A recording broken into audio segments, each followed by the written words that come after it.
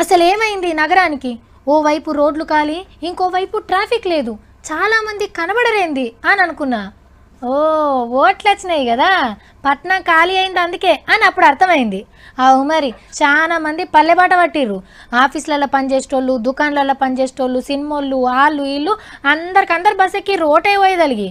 ఓటేయకుంటే చెల్లించుకోవాల్సింది భారీ మూల్యం అని అనుకున్నారో ఏమో. సంక్రాంతి పండగ టైంలో ఎట్లుంటుందో ఇప్పుడు అట్లనే ఉన్నది హైదరాబాద్. ఎక్కడిది? సికింద్రాబాద్ రైల్ స్టేషన్ లా కాలువెట్ట సందు లేదు, బిజీ బిజీ ఉన్నారు పబ్లిక్. ఒక నూకేసుకున్నాడు కాదు పొండ్రి, ఎవ్వల ఆత్రం అల్లది.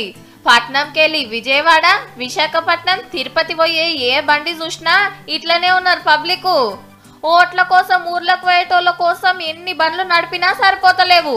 బస్ స్టేషన్లు సుతా అంతే, బస్ వస్తే చాలు ఊరికి బ్యాగ్లేసుడు, సీట్ల కోసం నూకేసుకునుడు. చాలా మంది ముందే టికెట్ బుకింగ్ చేసుకున్నారు. హైదరాబాద్ లా ఆంధ్ర ఓటర్లు ఎక్కువ ఉండే ఏరియాలకు బస్సులను కూడా పంపిస్తున్నారు లీడర్లు. ఖర్చు మొత్తం పార్టీలదే. బస్సు రాగానే ఎక్కాలే, పార్టీకి ఓటేసి రావాలి.